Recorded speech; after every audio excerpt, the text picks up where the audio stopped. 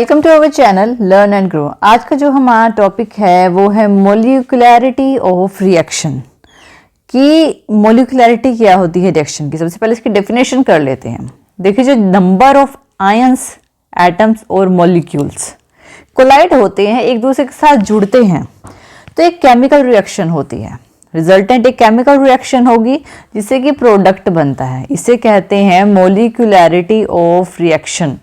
अब ये दो तरह की होती है, एक तो होती है सिंगल रिएक्शन, एक होती है कॉम्प्लेक्स रिएक्शन। अब ये क्या होती है? वो रिएक्शन जो सिर्फ एक ही स्टेप में हो जाती है। तो वो रिएक्शन जो एक ही स्टेप में हो जाती है वो होती है हमारी सिंगल रिएक्शन। इसको, ये जो रिएक्शन होती है इसको एलिमेंट्री रिएक्शन भी बोले जाता है। इसमें सारे एटम्स, आयंस, मॉलिक्यूल्स रिएक्ट करते हैं, एक बैलेंस केमिकल जो रिएक्शन है वो बनाते हैं एक साथ एक ही टाइम में, और एक ही टाइम में कोलाइड होते हैं, तो वो होती है सिंगल रिएक्शन।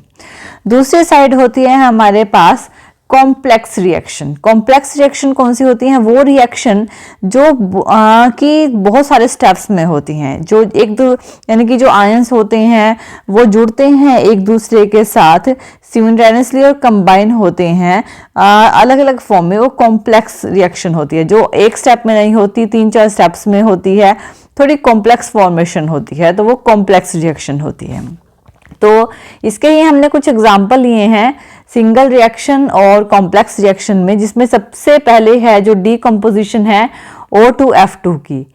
जब O2F2 डीकम्पोज होते हैं तो यहाँ से O2 + F2 क्रिएट करते हैं। तो इसमें जो मोलिकुलैरिटी है वो 1 है। मोलिकुलैरिटी क्या है? 1 है। और ये जो है यूनिमोलिक्यूलर रिएक्शन है। इस रिएक्शन को हम क्या बोलेंगे? Unimolecular reaction. दूसरी, अगर 2HI डिसोसिएट होता है, टूटता है, तो H2 और I2 में टूटता है। तो इसकी जो मोलिकुलैरिटी है वो 2 है। इसकी मोलिकुलैरिटी कितने नंबर ऑफ मोल्स है? ये 1 नंबर ऑफ मोल्स, इसमें 2 नंबर ऑफ मोल्स हैं, तो इसी वजह से इसकी मोलिकुलैरिटी है 2। तो ये क्या है? बाई मोलिकुलर रिएक्शन है। सेम ऐसे ही इसमें 2NO 1O2 के साथ, यानी कि 2 + 1, इसमें क्या हो गए? 3 हो गए। तो इसकी मोलिकुलैरिटी क्या हो गई? 3 हो जाती है। जब 2NO O2 के साथ रिएक्ट करता है तो 2NO2 फॉर्म करता है, तो इसकी मोलिकुलैरिटी क्या हो गई? 3 हो गई। तो ये कौन सी है? ये है टरमोलिक्यूलर रिएक्शन। तो ये जो होती है हमारी मोलिकुलर रिएक्शंस होती हैं। तो अब हमारे पास इन रिएक्शंस में जो मोलिकुलैरिटी अलग अलग है ना सबकी, 1 है, 2 है, 3 है, लेकिन ये जो रिएक्शंस हैं ये एलिमेंट्री रिएक्शंस हैं, यानी सिंगल स्टेप में हो रही हैं। तो इसके अलावा दूसरी होती है हमारे पास कॉम्प्लेक्स रिएक्शन। कॉम्प्लेक्स रिएक्शन जैसे कि 5Br नेगेटिव कंबाइन हो रहा है BrO3 नेगेटिव से, जो कि 1 है, और 6H पॉजिटिव आयंस के साथ रिएक्ट कर रहे हैं। यानी कितने आयंस हो गए? इसमें 12 आयंस हो गए हैं टोटल, टुगेदर एक दूसरे से कोलाइड हो रहे हैं। तो इस तरह की रिएक्शंस क्या हो रही हैं? कॉम्प्लेक्स रिएक्शन जो फॉर्म कर रही है ये रिएक्शन Br2 + 3H2O। तो ये हो गई हमारे पास कॉम्प्लेक्स रिएक्शन।